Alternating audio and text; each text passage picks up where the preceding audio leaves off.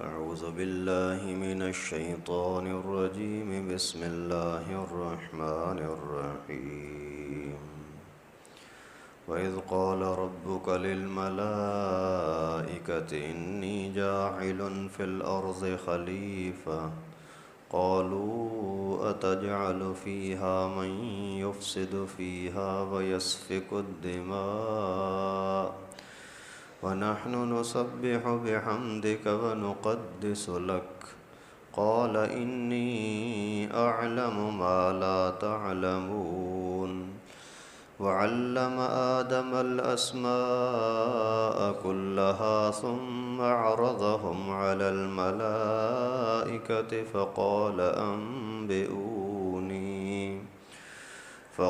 أنبئوني بأسماء هؤلاء إن كنتم صادقين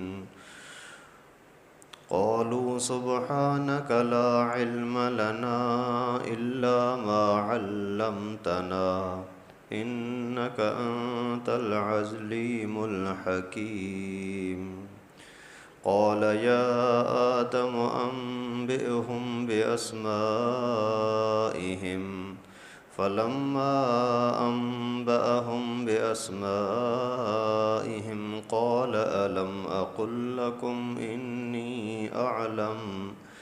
إني أعلم غيب السماوات والأرض وأعلم ما تبدون وما كنتم تكتمون صدق اللہ العلی العظیم۔ یہاں سے سورہ فاتحہ سورہ بقرہ کا چوتھا رکوع شروع ہو رہا ہے۔ گزشتہ آیات مبارکہ میں اللہ رب العالمین نے بڑے اچھے انداز سے تفصیل کے ساتھ مختلف پہلوؤں کے ساتھ انسان کو اللہ تعالیٰ کی عظمت سمجھائی کہ اللہ تعالیٰ نے تمہیں پیدا کیا اور کن چیزوں کا تمہیں حکم دیا، مثالیں دے کر کے سمجھایا اور انجام کا بتلایا، کس رخ پر چلو گے تو انجام کیا، کس رخ پر چلو گے تو انجام کیا۔ پھر نہ ماننے والوں کی مثالیں، منافقوں کا انجام، کافروں کا انجام اور مسلمانوں کا قیامت کے دن انعام اور اکرام۔ یہاں سے پھر ایک اور انداز سے اللہ رب العالمین نے انسان کو سمجھایا کہ آپ کتنی عظمت اور عزت والے لوگ ہیں۔ جیسے دنیا کے اعتبار سے ہوتا ہے، آپ کسی پر محنت کریں، بہت زیادہ محنت کریں کہ وہ سیدھا ہو جائے، پھر بھی وہ اگر ٹیڑھا چلے تو پھر آپ کو دکھ بھی ہوتا ہے، پھر آپ اس کو کہتے ہیں یار دیکھ تو صحیح، میں نے تجھ پر کتنی محنت کی، تو کس ماحول میں تھا، تجھے تو نہ لکھنا آتا تھا، نہ پڑھنا آتا تھا، نہ بولنا آتا تھا، میں نے تجھ پر محنت کر کے اتنی عزت پر پہنچایا اور اتنے درجے پر پہنچایا کہ ابھی دیکھو سارے لوگ تیرے محلے کے، تیرے میرے کمیونٹی کے لوگ وہ تجھ سے پیچھے ہیں، تو ان سے اوپر ہے، یہ میری تیرے اوپر محنت ہے۔ تو اسی انداز سے انسان کی عقل کی مناسبت سے اللہ تعالیٰ نے سمجھایا کہ انسان، جب میں تجھے پیدا کرنے لگا اس وقت میں جنات بھی تھے، فرشتے بھی تھے، وہ پہلے سے پیدا ہوئے تھے، اور جب میں نے تیری پیدائش کا تذکرہ کیا نا تو فرشتوں نے بولا اے اللہ ان کو چھوڑ دے، انسان کو پیدا نہ کر، ان کو خلیفہ نہ بنا۔ کیوں؟ اس لیے کہ اگر آپ کی عبادت کا معاملہ ہے تو ہم آپ کی عبادت کرنے کے لیے تیار ہیں، کرتے ہیں اور کرتے رہیں گے۔ اور دوسری بات یہ کہ اگر آپ چاہتے ہیں کہ آپ کا خلیفہ بن جائے، آپ کا نائب بن کر کے دنیا کے اندر انسان رہے گا، تو ہم جب آپ کی عبادت کرتے ہیں تو ہمیں ہی خلیفہ بنا دیں۔ اور زمین میں پہلے آپ نے ایک مخلوق بھیجی ہے جنات کی، شیطانوں کی، وہ دیکھو کتنے شرارتی ہیں، کتنا ظلم کرتے ہیں، لڑتے ہیں، جھگڑتے ہیں، خون بہاتے ہیں، فساد مچاتے ہیں۔ یا اللہ زمین میں کسی اور مخلوق کی ضرورت نہیں ہے، ہم سے ہی کام لے لیں جو آپ کو لینا ہے۔ لیکن اس کے باوجود اے انسان میں نے تجھے پیدا کیا، تجھے خلیفہ بنایا، تجھے فرشتوں سے زیادہ علم عطا کیا، پھر بھی تو مانتا نہیں ہے، پھر بھی نافرمانی کرتا ہے۔ تو اس بات کو اللہ تعالیٰ نے یہاں بیان فرمایا، وَإِذْ قَالَ رَبُّكَ لِلْمَلَائِكَةِ إِنِّي جَاعِلٌ فِي الْأَرْضِ خَلِيفَةً۔ وہ وقت بھی یاد کرنے کے لائق ہے کہ جب اللہ رب العالمین نے، تیرے رب نے فرشتوں سے کہا، تیرے رب نے، تجھے پیدا کرنے والے اللہ نے، تیرے پروردگار نے فرشتوں سے کہا، انی جاعل فی الارض خلیفہ، یقیناً میں بنانے والا ہوں زمین میں خلیفہ، زمین میں اپنا خلیفہ مجھے پیدا کرنا ہے۔ ملائکہ، فرشتے، یہ ایک ہی چیز ہوتے ہیں۔ اصل میں بڑی مخلوقیں یا طاقتور مخلوقیں جو ہیں دنیا کے اندر، وہ تین ہیں، ایک انسان، دوسرا جنات، تیسرا فرشتے۔ فرشتے نور کی پیدائش ہیں، کن فیکون سے پیدا ہو گئے، اللہ رب العالمین نے نور سے، ایک طرح کی روشنی سے، چمک سے پیدا فرما دیا ان کو۔ اور جنات کو اللہ تعالیٰ نے آگ سے پیدا کیا، اور اس کو انسان کو اللہ رب العالمین نے مٹی سے پیدا کیا۔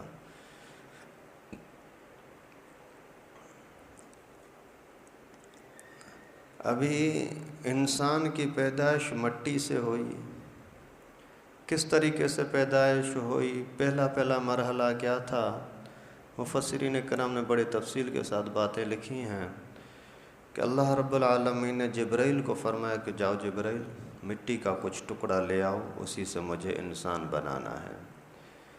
تو جبرائیل آیا، مٹی کو اٹھانا چاہا۔ پہلے مٹی جو بنی تھی، صرف اسی کعبۃ اللہ کی جگہ پر ایک مادہ رکھا گیا، بس اسی سے پھر پوری دنیا کے اندر مٹی پھیلی تھی۔ تو بنیاد پوری زمین کا، یا زمین کا بیچ جو ہے، وہ کعبۃ اللہ ہے۔ وہاں سے آ کر کے جیسے مٹی اٹھانا چاہی تو زمین نے پناہ مانگی کہ اللہ کی پناہ، میرا ٹکڑا کاٹ دیا جائے۔ آپ کا جسم کوئی کاٹے، ظاہر ہے پناہ مانگو گے، تو زمین نے پناہ مانگی کہ ہمارا ٹکڑا کوئی نہ کاٹے۔ جبرائیل واپس چلے گئے، اسرافیل آئے، میکائیل آئے، سب کے ساتھ یہی ہوا۔ عزرائیل آئے، جیسے ہی مٹی اٹھانا چاہی تو وہی اس نے پناہ مانگی۔ تو عزرائیل علیہ السلام نے فرمایا، فرشتے نے، ابھی تو جس رب کی پناہ مانگتی ہے نا، اسی رب نے مجھے حکم دیا، اس وجہ مجھے تو کاٹنا ہے، بس کاٹ کر ہی جاؤں گا۔ وہ کاٹ کر کے لے گئے۔ اسی وجہ سے پھر اللہ تعالیٰ نے انسان کی یا دنیا کے اندر رہنے والے جانداروں کی جان نکالنے کے لیے عزرائیل ہی کی ڈیوٹی لگائی کہ اسی نے رحم نہیں کھایا اس پر، ورنہ کوئی بندہ کسی حال پر، یعنی کوئی پریشان ہو، دعائیں کر بیٹھے یا کیا، اسی کو چھوڑ دے تو پھر دنیا کا نظام کیسے چلے گا۔ اور اسی طریقے سے مٹی لائی گئی، پھر اسی کو بنایا گیا۔ اللہ تعالیٰ نے اپنے قدرت سے اسی کو بنایا، پورا ڈھانچہ آدم کا بن گیا تھا۔ پھر اس کو سجدے کا حکم ہوا۔ خیر یہ سجدے والی باتیں اگلے درس میں آئیں گی انشاءاللہ، لیکن اسی طریقے سے انسان کی بناوٹ ہوئی۔ تو اللہ تعالیٰ نے فرمایا کہ میں زمین میں خلیفہ بنانے والا ہوں۔ خلیفہ لفظ کی دو معنائیں ہوتی ہیں، ایک ہوتی ہے خلیف، خلف معنی پیچھے آنے والا، باپ ہے اس کے پیچھے بیٹا، بیٹے کے پیچھے اس کا بیٹا، اسی طرح یہ بھی خلیفے ہیں ایک دوسرے کے پیچھے پیچھے آنے والے۔ اور اسی طریقے سے پھر خلیفے کی ایک معنی ہوتی ہے حاکم، حکومت کرنے والا۔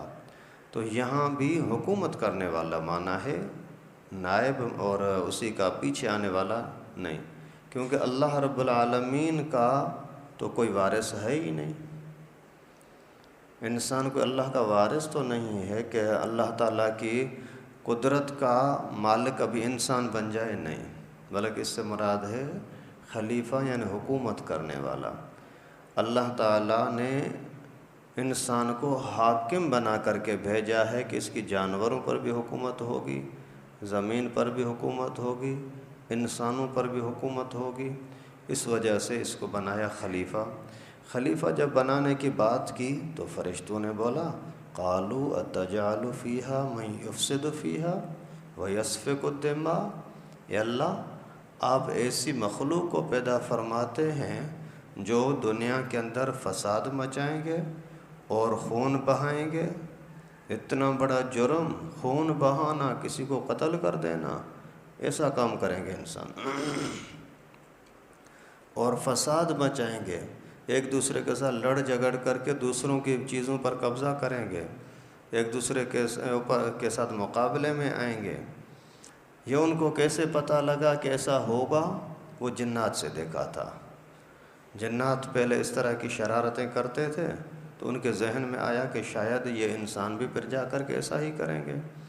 اور جب خلیفہ بنانے کی بات اللہ تعالیٰ نے کی تو خلیفہ یعنی حکومت کرنے کی، حاکم بننے کی، تو حکومت تب ہوگی جب کوئی جھگڑا فساد ہو نا۔ اسی وجہ سے زیادہ تر جو یہ شرارتی حکمران ہوتے ہیں نا، وہ خود چاہتے ہیں کہ ملک میں بدامنی ہو۔ ویسے وڈیروں کے بارے میں، علاقے کے سرداروں کے بارے میں یہ مشہور ہے، وہ خود شرارتیں کرتے ہیں، فساد کرتے ہیں تاکہ لوگ ہمارے پاس آ جائیں۔ ہمارا ایک دوست ہے، وہ کہتا ہے کہ ہم وڈیروں کی سلامی نہیں کرتے اپنے علاقے میں، اور پھر ہمارے ساتھ وہ ظالم کیا کرتے ہیں، کبھی ہمارے دکان کو توڑوا دیتے ہیں، چوری ہو جاتی ہے، کبھی کوئی مال چوری کر لیتے ہیں، کبھی کیا، پھر ہم ادھر ادھر کوشش کرتے ہیں، کہیں سے نہیں ملتا، پھر وڈیروں کو جا کر کے بولتے ہیں کہ یار ہماری بھینس چوری ہو گئی ہے، ہمارے دکان سے چوری ہو گئی ہے، تو بولتا ہے ٹھیک ہے میں دیکھتا ہوں، پھر ادھر ادھر کر کے وہ فون کرتا ہے چوروں کو کہ بھائی یہ چیز واپس کرو، واپس آ جاتی ہے۔ ابھی اس طرح کے شرارتیں کرنے کا مقصد کیا ہوتا ہے کہ یہ لوگ ہمارے سامنے جھکے رہیں۔ تو خلیفہ حاکم تب ہوگا جب فساد ہوگا نا۔ یہ جو لڑانے شڑانے کی باتیں چلتی ہیں نا، یہ سارا اسی مقصد کے لیے ہوتی ہیں کہ لوگ اپنی مرضی کے ساتھ طاقتور نہ بنیں، ہمارے غلام بنے رہیں۔ انہوں نے بھی یہی بات کی، خلیفہ حاکم حکومت تب کرے گا جب انتشار ہوگا، امن ہوگا، تو پھر اس کی حکومت کا کس کو کیا پتہ لگے گا کہ حکومت ہے بھی۔ وَنَحْنُ نُسَبِّحُ بِحَمْدِكَ وَنُقَدِّسُ لَكَ، اے اللہ تیری تسبیح اور تقدیس ہم بیان کرنے والے ہیں، تیرے حمد بھی کرتے ہیں، حمد کی تسبیح کرتے رہتے ہیں، اللہ کے تعریف کرتے رہتے ہیں، اور آپ کی پاکی بیان کرتے رہتے ہیں۔ اس وجہ سے کسی اور کو خلیفہ بنانے کی ضرورت نہیں ہے۔ اسی سے علماء نے یہ مسئلہ بھی لکھا کہ انہوں نے بولا کہ تیری عبادت کرنے کے لیے ہم ہیں تو خلیفہ اور کوئی کیوں؟ معلوم ہوا کہ دنیا کے اندر نظام چلانے کے لیے صرف عبادت کافی نہیں ہے، اور کام بھی کرنے پڑیں گے۔ صرف آدمی ذکر و اذکار میں بیٹھا رہے، بس آپ ذکر کرو، اپنے آپ کو ٹھیک کرو، تو پھر پوری دنیا خود بخود ٹھیک ہو جائے گی۔ یہ بہت ہی غلط جملہ ہے، نعوذ باللہ، اور دین سے ناواقفیت اور جہالت کی نشانی ہے۔ یہ جملہ بہت یعنی نامناسب اور شریعت سے ناواقفی ہے۔ اپنے آپ کو سیدھا کرو، خود بخود پوری دنیا سیدھی ہو جائے گی۔ کیوں؟ عبادت کے اندر رسول اللہ صلی اللہ علیہ وسلم سے زیادہ کامل کون ہو سکتا ہے؟ صحابہ کرام سے زیادہ عظمت والے عبادت کے اندر اور کون ہو سکتے ہیں؟ لیکن اس کے باوجود پیغمبر کریم نے جہاد بھی تو کیا، پیغمبر کریم صلی اللہ علیہ وسلم نے حکومت بھی تو کی۔ اللہ رب العالمین نے فرمایا میں انسان کو حاکم بنانے والا ہوں، اور یہ بولتے نہیں بس ذکر و اذکار میں لگے رہو، اپنے آپ کو سنبھالو۔ یہ تو رہبان عیسائیوں کا کام ہے، یہودیوں کا کام ہے کہ دنیا کے معاملات کے ساتھ تمہارا واسطہ ہی نہ ہو، بس ذکر و اذکار میں لگے رہو۔ ذکر و اذکار کرنا منع نہیں ہے، لیکن دنیا کے نظام کے شرارتوں کو روکنا یہ بھی تو تمہارا کام ہے۔ کوئی ظالم ظلم کر رہا ہے غریب کے اوپر اور آپ ذکر کر رہے ہو اور اللہ کے گھر میں بیٹھے ہوئے، یہ کافی نہیں ہے، باہر نکلو میدان کے اندر۔ قال انی اعلم ما لا تعلمون، اللہ تعالیٰ نے فرمایا کہ جو کچھ میں جانتا ہوں وہ تمہیں پتہ نہیں ہے، تمہارے اندر یہ صلاحیت نہیں ہے کہ دنیا کے اندر حکومت چلا سکو، آپ کو وہ علم دیا ہی نہیں گیا۔ فرشتے نہ کھاتے ہیں نہ پیتے ہیں، ابھی کون حلال کھا رہا ہے کون حرام کھا رہا ہے ان کو کیا پتہ؟ فرشتوں کے اندر یہ ہوتا ہے کہ کھانا پینا سونا اور پیشاب پاخانہ ان چیزوں کی ضرورت نہیں ہوتی، اور ان کے اندر خواہش بھی نہیں ہوتی کہ میں کوئی زنا کروں، میں کوئی زیادہ یہ کروں نہیں، بس ان کو جو راستہ دیا گیا اسی راستے پر عبادت کرتے رہتے ہیں۔ ان کے مقابلے میں جنات ہیں تو یہ کھاتے ہیں پیتے ہیں، فرما برداری کرتے ہیں، نافرمانی کرتے ہیں، مذکر ہوتے ہیں، مؤنث ہوتے ہیں، اور ان کے باپ دادا ہوتے ہیں، اولاد ہوتی ہے جنات کی۔ اور یہ جنات کے اندر پھر ایک خصوصیت یہ بھی ہے کہ وہ شکلیں تبدیل کرتے ہیں، فرشتے بھی چہرے شکلیں تبدیل کرتے ہیں اور یہ بھی کرتے ہیں، انسان نہیں کر سکتا۔ تو دنیا کے اندر حکومت کرنے کے لیے ان کے حالات کو سمجھنا ضروری ہے نا، اور آپ کو ان چیزوں کا پتہ ہی نہیں ہے۔ آگے پھر اللہ تعالیٰ نے فرمایا وَعَلَّمَ آدَمَ الْأَسْمَاءَ كُلَّهَا، حضرت آدم کو اللہ تعالیٰ نے سب چیزوں کے نام بتلا دیے۔ ثُمَّ عَرَضَهُمْ عَلَى الْمَلَائِكَةِ، پھر اللہ نے فرشتوں سے پوچھا کہ ان چیزوں کے نام بتاؤ۔ فَقَالَ أَنبِئُونِي بِأَسْمَاءِ هَؤُلَاءِ إِن كُنتُمْ صَادِقِينَ، آپ ان چیزوں کے نام تو بتاؤ اگر تم سچے ہو، اگر تمہاری بات یہ کہ خلیفہ تمہیں بنایا جائے، آدم کو نہیں، انسان کو نہیں، تو آپ ان چیزوں کے نام تو بتاؤ۔ قالوا سبحانک لا علم لنا الا ما علمتنا، یا اللہ ہمیں تو علم نہیں ہے، تیری ذات پاک، ہمیں علم نہیں ہے، جتنا کچھ آپ نے سکھایا وہی پتہ ہے، اس سے زیادہ ہمیں پتہ نہیں ہے۔ انک انت العلیم الحکیم، یقیناً اللہ تو ہی علم اور حکمت والا ہے۔ قال یا آدم انبئہم باسمائہم، آدم آپ ان کے نام بتاؤ، آدم آپ ان کے نام بتاؤ، اس کے کیا نام ہیں؟ فلما انبأہم باسمائہم، جب اس نے نام بتا دیے تو اللہ تعالیٰ نے فرمایا قال الم اقل لکم انی اعلم غیب السماوات والارض، فرشتو کیا میں نے کہا نہیں کہ میں زمین اور آسمان کے غیب کو جانتا ہوں، آپ نہیں جانتے؟ وَأَعْلَمُ مَا تُبْدُونَ وَمَا كُنْتُمْ تَكْتُمُونَ، جو تم ظاہر کرتے ہو، ظاہر میں بولا کہ آپ ان کو خلیفہ نہ بنائیں، اور دل میں جو بات تھی اس کی جگہ پر ہمیں خلیفہ بنایا جائے، یہ ساری چیزیں میں جانتا ہوں، کون خلیفہ بننے کا لائق ہے کون نہیں ہے وہ میں جانتا ہوں، اس وجہ سے کہ آدم کو خلیفہ بناتا ہوں کہ اس کو سب چیزوں کا علم ہے، اس کو سب چیزوں کا علم ملا ہے، اس وجہ سے یہ خلیفہ بنے گا۔ تو اسی سے علماء نے لکھا ہے کہ دنیا کے اندر حکومت کرنے کا سب سے زیادہ اختیار اسی کو ہوتا ہے جو دو چیزوں کو زیادہ جاننے والا ہو، اللہ کے دین کو بھی اور دنیا کے معاملات کو بھی۔ دنیا کے معاملات کو جانتا ہے اور اللہ کے دین کو نہیں جانتا تو یہ فرعونیت ہے، یہ فرعونی ذہن ہوتا ہے۔ اور اگر کوئی اللہ کے دین کو تو جانتا ہے لیکن دنیا کے حالات سے ناواقف ہے تو یہ صوفی رہبان کہلاتا ہے۔ جب تک دنیا کے حالات سے واقفیت نہ ہو، جب تک دین کو نہ سمجھتا ہو، تب تک اسی کو خلیفہ سمجھنا، حاکم سمجھنا، یہ بے وقوفی اور گمراہی ہوتی ہے، وہ انسان کے فائدے میں نہیں ہوتی۔ ابھی یہاں یہ بات آتی ہے کہ اللہ تعالیٰ نے وہ نام سب چیزوں کے سکھا دیے، ہر چیز کے دنیا کے اندر، یہ کیا ہے، یہ کیا ہے، یہ کیا ہے۔ مثال کے طور پر یہ بکری ہے، حلال ہے یا حرام ہے، اس میں کیا فائدہ ہے، یہ گائے ہے، حلال ہے حرام میں کیا فائدہ ہے، یہ سیب ہے، یہ چیزیں، دنیا کی ہر چیز، آسمان کیا ہے، بادل کیا ہے، زمین کیا ہے، ساری چیزوں کا علم دے دیا۔ ابھی جب اللہ تعالیٰ نے علم دیا ہی آدم کو، فرشتوں کو علم تھا ہی نہیں، تو پھر ان سے امتحان لینے کا کیا مطلب؟ تو اس کا جواب مفسرین کرام نے فرمایا کہ جب اللہ تعالیٰ نے حضرت آدم کو یہ باتیں سکھائیں، اسی ٹائم پر فرشتے بھی سامنے تھے، سب کو سامنے بٹھا کر کے اللہ تعالیٰ نے سب چیزوں کے نام بتلا دیا کہ یہ ہے، یہ ہے، یہ ہے، یہ ہے۔ لیکن پھر یہ ہوا کہ آدم نے اس سب چیزوں کو یاد کر لیا اور فرشتوں نے ان چیزوں کو یاد نہیں کیا۔ فرشتوں نے ان کو یاد نہیں کیا۔ جیسے دنیا کے اعتبار سے استاد نے سب کو پڑھا دیا، کسی طالب علم نے سبق یاد کیا، کسی نے نہیں کیا۔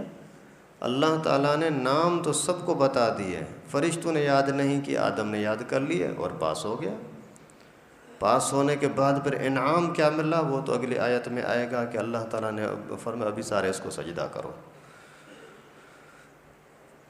ابھی بات یہ ہے کہ فرشتوں نے ان کے نام کیوں یاد نہیں کیے؟ جب سب کو بتایا تو اس کو بھی یاد تو کرنا چاہیے۔ تو اس کا جواب یہ ہے کہ ان کو ان چیزوں کے ساتھ واسطہ نہیں تھا۔ جس کو کسی چیز کے ساتھ واسطہ ہوتا ہے تو وہ دلچسپی سے سنتا ہے۔ مثال کے طور پر یہاں بہت سارے لوگ بیٹھے ہوئے ہیں، کاروباری لوگ بھی ہیں، व्यापार کرنے والے، مزدور بھی ہیں، غریب بھی ہیں، امیر بھی ہیں، زکوٰۃ دینے والے بھی ہیں، زکوٰۃ لینے والے بھی ہیں، سارے یہاں ہیں۔ ابھی اگر میں بولتا ہوں زکوٰۃ کن لوگوں پر فرض ہوگی تو جن کے پاس پیسہ ہے وہ زیادہ توجہ سے سنیں گے، اور جن کے پاس پیسہ نہیں ہے وہ اتنا توجہ نہیں کرتے۔ اگر مزدوروں کی بات کرتا ہوں تو پھر کاروباری لوگ اس پر زیادہ توجہ نہیں کرتے۔ اگر व्यापार کی بات کوئی مسائل سناؤں گا تو پھر مزدور اس پر توجہ نہیں کرتے۔ اسی طریقے سے اگر یہاں 10 بندے بیٹھے ہیں، 100 بندے بیٹھے ہیں، ماشاءاللہ 200 بندے بیٹھے ہوئے ہیں۔ ابھی اگر میں نے کسی اپنے باورچی کو بولا یار جاؤ مارکیٹ میں، آج ہمیں یہ کڑھائی بنانی ہے، لیکن دیکھو دہی اتنی لینا اور گوشت اتنا لینا اور مسالہ اتنا لینا، یہ کرنا، تو جو بورچی ہوتا ہے باورچی وہ توجہ سے سنے گا، ذہن میں نوٹ کرے گا کہ مجھے یہ چیزیں لانی ہیں اور کام کرنا ہے۔ سن تو سارے رہے ہیں لیکن اور لوگ اتنا توجہ سے نہیں سنیں گے، کیونکہ ہمارا کام نہیں، لینے والا وہ ہے، وہ جا کر کے یاد کرے نا۔ بالکل اسی طریقے سے اللہ رب العالمین نے تو سب کے سامنے وہ نام رکھے، لیکن نوٹ کیا، اس کو یاد کیا، اسی کو حضرت آدم علیہ السلام نے پھر امتحان کے اندر اسی کو کامیابی ملی، وہ آگے بڑھ گئے اور دوسرے پیچھے رہ گئے۔ اور یہاں فرشتوں سے جب پوچھا گیا کہ آپ نام بتاؤ، اس نے بولا سبحانک، اللہ تیری ذات پاک۔ یعنی یہی طریقہ ہے کہ اگر آپ کو کوئی غلطی ہو جاتی ہے، کوئی یعنی آپ کو ناکامی ہوتی ہے تو نا امید نہ ہو، اللہ کے حوالے کرو کہ اللہ ہم تیری پاکی بیان کرتے ہیں اور ہم کوئی ناشکری نہیں کرتے ہیں، یا اللہ جو کچھ تو کرتا ہے وہی ٹھیک ہے بس۔ ابھی ایسی صورتوں کے اندر ایک ہوتا ہے ضد، ایک ہوتا ہے اپنی کمزوری کو بیان کرنا، یہ کہہ دینا یار ہم سے غلطی ہو گئی، یہ بڑی عزت کی چیز ہے، اور نہیں میں تو صحیح ہوں وہ صحیح نہیں ہے، یہ بڑی گمراہی کی چیز ہے۔